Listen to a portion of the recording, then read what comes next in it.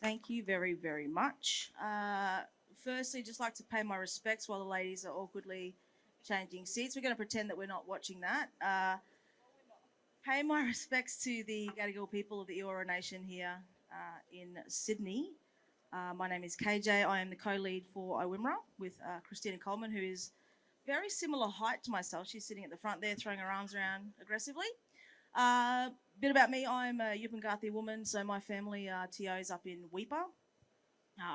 My day job is with BHP as a production superintendent, and this is my passion project. So we've been fortunate enough to take the flame from Florence, and we're starting to aggressively run away with it and try and do some good things. So I'll throw to the ladies. They are very, very nervous. So let's just give them a lot of love. Okay, whatever that looks like, a woo here, bit of a clap. That's good. All right. Thank you. All right, Lorraine, over to you. Do you want to introduce yourself?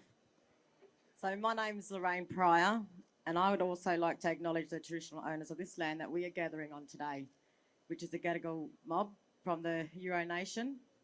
And I work for BHP and have been working with BHP for 10 years. And I've been a member of IMRA for, I think, maybe 3 or 4 years. And I'm so blessed to be in this group with these lovely women, my sisters. And I'm also the founder of Voice of Hope Aboriginal Corporation, which is an Aboriginal-led organisation for Aboriginal women that are incarcerated, helping them transition from inside to out. And I'm from Perth. I'm a Wajak Noongar with Belladong and Nala Kalabudja ties. And I'm also a mother and grandmother. That's amazing. Lorraine did forget one thing, and that is she is also deadly. So thank you. Anna, over to you.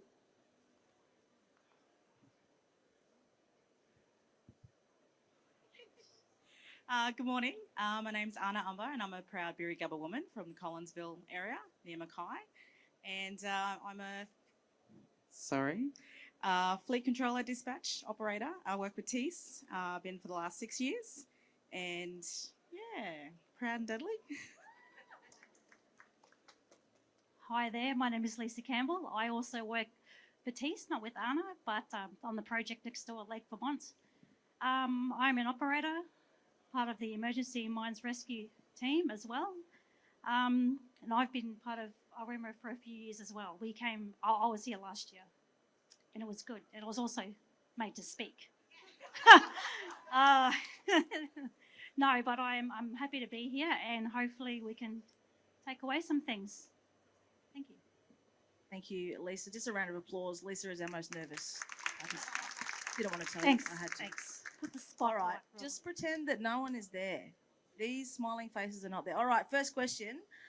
We want to talk about mining and how we can better incorporate Indigenous knowledge and traditional practices into operations while still respecting cultural heritage. Who would like to start with that one? So collaborating with the traditional owners is very important because we're working on their lands. And we also, like having the traditional owners explain about the land and also, why our heritage is important to us.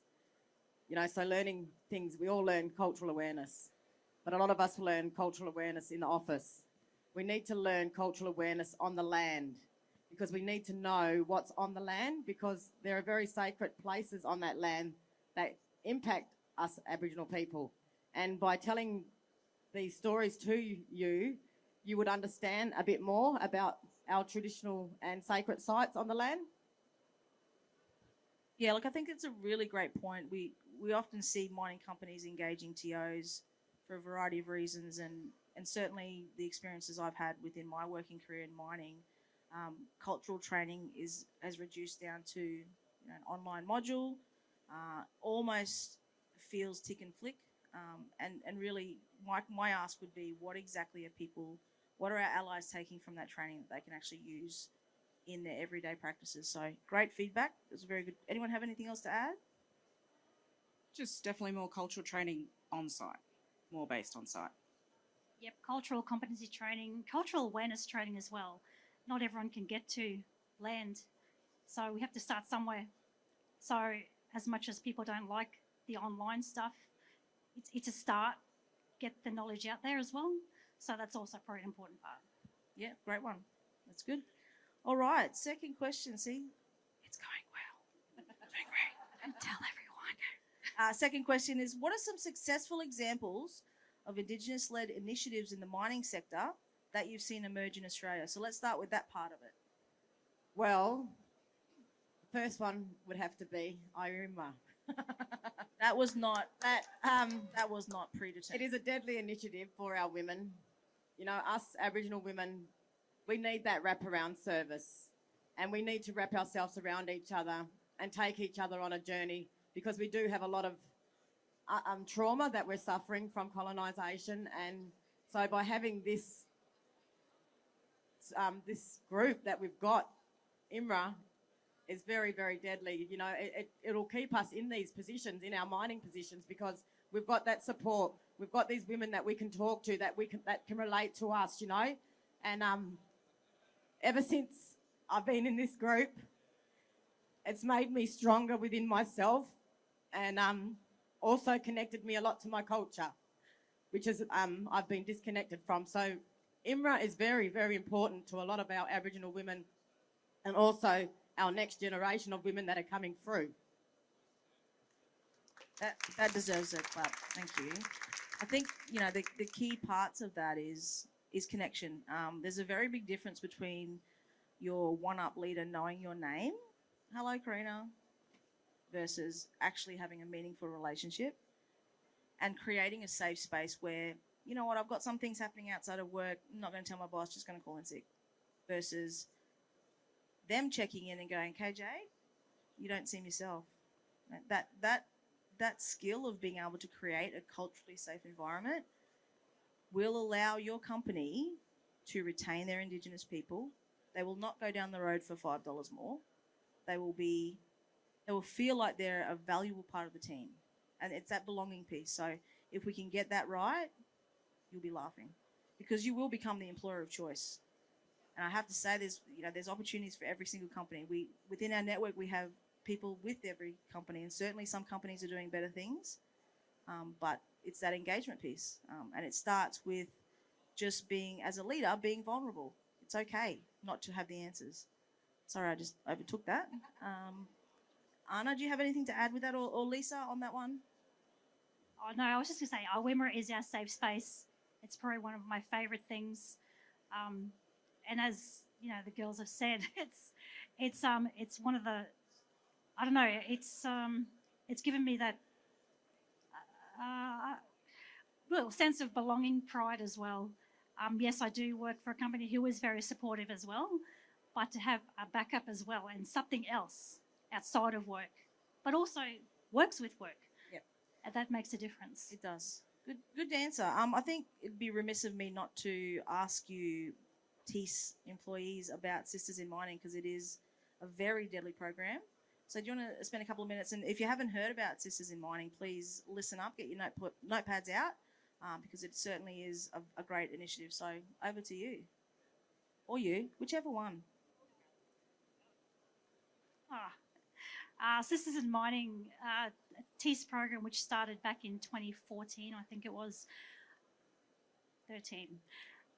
Something like that. I came through as a second cohort. So I started in 2015. We got our Certificate 3, surface extraction, and we finished our traineeships, and we were offered full-time positions, which was great because it's not as easy as it sounds. I've been there now for 8 years, going on 9, I think, almost, which I think it's gone really fast. The support I've had with Sisters, it's given me the push. I never thought I could actually do it. So Sisters was something that made me think, oh wow, there's a program for us. I would never thought to apply for a mining job. But what Sisters gave me was the opportunity, being a mum with no actual qualifications and skills. And I'll tell you now, some of the people with no skills, no qualifications are probably the best workers. You know what I mean? So I think I'm going to stop you there and say that just being a mum is a big skill. Oh yeah, that too. So let's not undersell ourselves. Sorry, I did what I wasn't supposed to do. No, but you know what I mean? You get the people with all the education in the world. Yeah, that's great. But then you get the ones who are left behind. they're the ones with the ideas. And there's people like us, like me, who go through this program. I get the opportunity to give. So yeah, that's my little story. No, that's fantastic. And I think you are a success story for Sisters in Mining. I think it's something that I would encourage all companies to look at how they can increase that Indigenous female participation. It starts from not just putting an ad out, it's about creating a retention program as well at the end of it. So nice work, Tees. Well done. Did you have anything to add, Anna? No, Lisa pretty much covered everything. You did. For the most nervous person, she's done well. I'm just reading off your notes. Oh, come on. All right, next one. In what ways can the Australian government, industry stakeholders, Indigenous communities collaborate to ensure a more equitable economic benefits for Indigenous communities? So that collaboration piece. Why is it that important? Is it really that important? Is it just something that we're making up to try and get ourselves a bit more busier? Well, firstly, Australia is one of the richest countries in the world, and our people are still struggling. We are still living in poverty. We have the highest rates of incarceration, highest rates of suicide. We need to build relationships with the community, helping our communities be more sustainable to enable change. Having our TOs to be at the table, to be listened and to be heard, and to talk about our concerns of what's going on in the community, and having the government, mining industries helping us address these issues. Most of it would be in a financial way, partnering up, helping us create our businesses that we have on the outside of our full-time jobs. But also, as a nation, we wasn't given a voice in the referendum. So that has brought a lot of sadness to our community. But you know what? It's made me more determined to get on my feet and to keep working forward to helping our next generation create a more positive lifestyle, and to, giving our women more opportunities in this space, because our women are the matriarchs of our countries. We're the handymans. We're everything for our families. And that ripple effect will go down to our children. And that's what we want to do. We want to uplift and empower our people so that our children don't get left behind, especially with the mining. It's becoming autonomous. All this technology stuff's coming in. We want our children to be up there as well, sitting at the table, especially at the top of the table. Fantastic. I think that deserves applause. Great. I think that there's a lot of, we see a lot of companies are bringing Indigenous people into entry-level roles, but the rate at which they are developed up the food chain is certainly an opportunity. We are generally leaders within our own communities, so we have the required skill set. Why are we being missed? Why are we being overlooked? That's probably a good conversation for another panel. So I'm just going to stop there. But also, we know the solutions to our, we know the solutions. We know the answers for our people to get them up and going and creating that and navigating that positive pathway for our people. So our voices need to be heard. Actions need to be put in place. Yes. Thank you. We're kind of running ahead of time, which is actually a good thing, because we're going to go to some crowd questions, but I've got a couple more because they're looking at me going, this wasn't the plan, Karina Joan. Another question I want to ask is, what role does education and skills development play in enhancing Indigenous participation in our sector?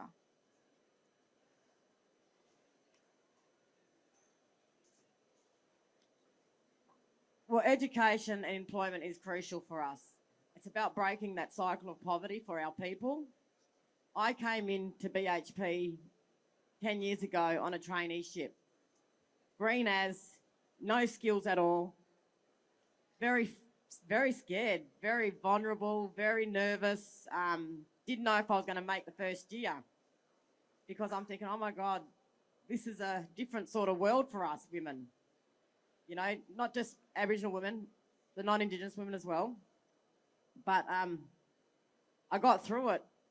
I upskilled myself. I took every opportunity I could to develop myself in a space and taking advantage of my company to educate myself where I've gotten a diploma in mental health, because a lot of our people in the mining industry do suffer with mental health issues.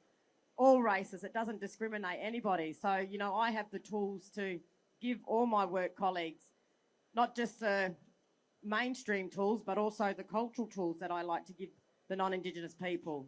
Because, you know, we were affected by the COVID a few years ago, and a lot of us went back to country, or, you know, had to connect back to land to heal ourselves. We weren't allowed to travel out of the state. So, you know, just a lot of that education is very important, and we want our children not to be left behind in that space. We want them to be up there as well. We want our children to develop in positions where they're CEOs, they're executive directors. You know, we want our children up there because they have a lot of knowledge about the land passed on from their ancestors. You know, we have been here for 65,000 years, and we have done a lot of caretaking for our land from our own knowledge. And we haven't done it with, you know, like a lot of money. We've done it by, you know, having this knowledge passed down to us, and we've survived in that way. So not just our education to the non-Indigenous people as well from our people is another good thing as well. Great answer, thank you. The last question, then I'm going to kind of mingle into the crowd and pretend that I'm a part of it. Each one of you, could you just give one piece of advice from your lens as an Indigenous woman in mining? Where should these companies look to? What should they start doing? What's an easy thing they can start? Go, Lisa. Okay, well, She's this is on. coming from somebody who has done an Indigenous program, both Anna and I. Okay, the programs are good, they're great, but what I want to say to the companies is don't just mentor us during the program. When we finish, keep up the mentorship. You know what I mean? Keep up the support network. Once that goes, that's when your people go.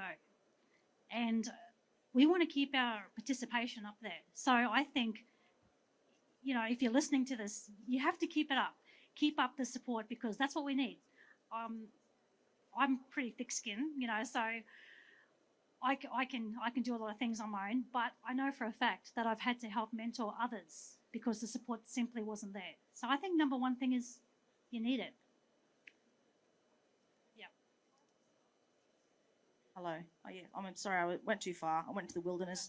So what I'm hearing there is there's a really big piece around ongoing support and engagement. Easy one. Seems easy? Why did you move? Because no one could hear me. Oh, okay. All right, Anna, what have you got? What's your one piece of advice? And then I will ask the crowd to think of some questions if you can. Definitely ongoing support. I think there's a gap in that when we finish our training. There's just more of that ongoing support, I think, from experience. I would like you to invest in our community more. Invest in IMRA more.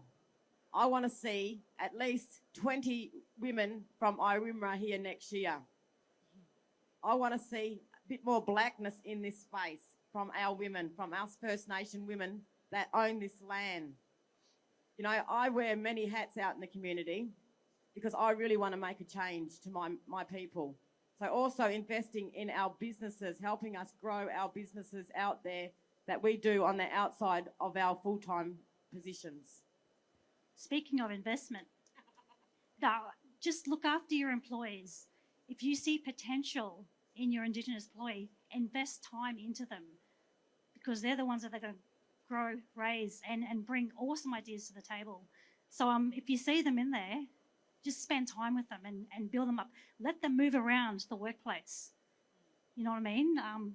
Not just in one position. There's a lot of places that you can move to, and I'd like to see that happen. I think that'd be an awesome idea. And I love that. we don't want a handout, we just want a hand up. That's all we want, is a hand up to get us on that right path. Great words. All right. Is anyone brave enough to give us a question? Hello. There we go. I'll send my roving mic over. What could the mining industry do to improve the amount of Aboriginal people coming into the industry to make it more attractive? I think my 2 cents on that would be making the industry culturally safe. So when I say that, it's not just having culturally aware leaders, it's about understanding the bigger picture, making sure that our HR systems understand are culturally aware as well. So we have sorry business, and that's not just us going to a funeral and then you're back at work and 2 hours later. It can be days of commitments that you need to do as part of our culture. That in itself, an understanding of cultural leave is huge. But also the way in which we recruit, I think I was lucky enough to be on a project through my work where we actually did a culturally targeted recruitment campaign. So I had all Indigenous recruiters. We made it culturally safe. It was during COVID time, so that was really hard anyway. But things like, oh, the applicant's not looking at me, the applicant's not making eye contact, they don't really want to be here, they can't be bothered to be here. Well, actually, culturally, we don't always make eye contact. Doesn't mean we don't want to be engaged in the conversation. And also, we really took some time to review the approach that we took, not just having your stock standard. So tell me about your aspirations, because like I hate those questions. Like they're just ridiculous. By giving them an opportunity to feel safe, they relax, have a bit of a laugh. It doesn't need to be this sweat-inducing process, which I don't know if there's anyone in here. And put your hand up if this is you. You go through the recruitment process and you just nail it, and you think that's so fun. It's horrible. It's like going on SAS training. It's just terrible. So I think there's an opportunity there in the way in which we recruit. I think there's also an opportunity around financial education. So what I've seen just in my own communities is people come into mining, not really making much money, and their family may not have a great deal of financial education. So they then suddenly are making all this money. Suddenly they have to help more family members. Suddenly they don't have much money. Suddenly these bad habits creep in, etc. So I think providing some kind of education process where they understand around budgets, really simple things, but that's important because it gives them the key to the kingdom. So they're making this money, you know how to control your money, go be free. So that's another piece I think that's important. But I've talked too much. Yes, you Ladies, have you got anything to add to that? I always talk too much. Just on your note, it's not so much hard getting Indigenous people into the workplace. It's about keeping them because there are no safe spaces. It's basically, I mean, you could get 100 people for the job tomorrow, but don't get them in the door and then no culturally safe space. That's what the gap is, really. And also creating these programs like Sisters, that one that they were talking about before, because we like to be together and we like to work together. And that would keep the numbers in employment by having, you know, that group of people. I went in with a group of 7 other Aboriginal women from all around Australia. And just to have them with me got me through it. So that's a big support for us, you know, having each other by our side, you know, not just filtering out 1 or 2, you know, get a group together. If you can create some sort of program that's going to have that effect, it'll benefit in the long run. Yeah, and even things like, I know my employer, we look at the balance within the crews. So, you know, if you've got 0.5% Indigenous on a crew, you probably don't want to be sending more people there. You want to be going, okay, well, where can we balance it? Where can we put them? And rebalancing those crews as well, just so that you can create that little community. Things like buddy programs are really, really powerful. I get people to nominate to be an Indigenous buddy, and then I know, okay, well, this person's coming to Peak Downs. They're on Sea Crew. Oh, yeah, Billy, you happy to be buddy? They don't need to be best friends. It's just about having that black face and that person going, oh, yeah, so anyway, don't have the pizzas at pizza night because you'll probably get sick. And then we get this stuff and just give them all that intel that takes time to learn. And then suddenly they're a part of the community, right? Things like that are really simple things, and it doesn't actually cost money at all. Good question, but we've probably got time for one more question. One more brave soul at the back. I feel bad because you're pregnant and I'm making you do extra steps. I was just wondering if you could give us a practical picture of what a WIMRA means in the workplace and on site. What sort of activities, programs, and that sort of thing that you guys run, and the impact they have. I can take that one. So for us, it's really about the presence piece. So we do a variety of programs, bringing women together from across the country. We did a 2-day conference in Perth this year. Focus around that was a little bit of professional development, but also a little bit of connection. So we had women from Western Australia, we had women from Weipa. So it's about a connection piece, and you're hearing that theme time and time again through the women. Is if you don't feel connected, it's very difficult.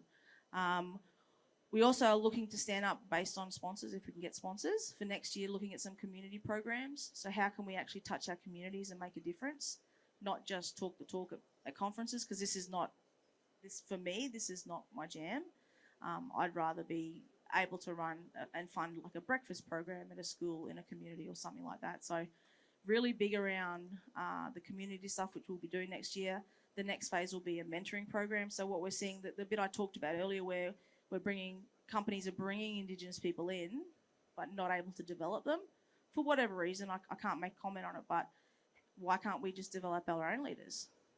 Because we can. We have people at various levels in terms of their own leadership journey that can share their knowledge. Let's get them and give them the skills that they need, because even simple things like, how do I have a conversation with my supervisor to tell them that one day I'd like to be a supervisor? Our women don't feel safe to do that. Like, that's a basic thing. So that's where we're at. I'll have more things to announce next year, but that's the plan for us for now. So we will be doing the conference again next year, just a small plug, in Perth, and we will be looking to expand that and have an Allies Day. So we'll have 1 to 2 days for Indigenous women only, and then we'll invite people who are allies who want to come and get involved. And I really am excited about what that potentially can look like. I don't want it to be death by PowerPoint. I want those people who come and join us to walk away going, that was the best thing I've ever done. And suddenly, I&D is a completely different conversation because they've had a connection with our women. So, and it's not just a case of myself and Christina wanting to do it. Our women are saying we need to do it. They want to be a part of it. So that's exciting as well. Does that kind of answer your question? Right? Awesome. Look, I'll wrap it up. We've got 2 minutes and 20 seconds. Lasting thoughts, just one thought around Indigenous engagement that we haven't already said. Got you there? Just jump on board and start that conversation with us. You'll find how easy that conversation can be. Thank you. Yeah, definitely courage. Have the courage to speak up, have the conversations, and get it started. Good, thank you. And we have come a long way, but we have so much more to do. So Yes. get involved and come have a chat. I think my piece of advice would be just to seek to understand is probably a really good one. Yeah, because you don't know what you don't know, but there's a lot of power in being vulnerable and humble and asking questions, because if we put the context right, I actually don't know anything about cultural leave. Can you help me to understand it? Suddenly, the power's shifted, because as the leader, you don't have to have all the answers, but you're putting yourself in a space where you're going, hey, teach me what you know. And that's worth more money than we can talk about. So that's my only piece of advice. Thank you so much. If anyone wants to continue the conversation around IWIMR and how we can help you, please come and see us at H09. If you haven't done the collaborative painting, please come and do that. It will be on auction tomorrow night at the Gala Ball. And I thank you all for your attendance. Really appreciate it. Thank you, ladies.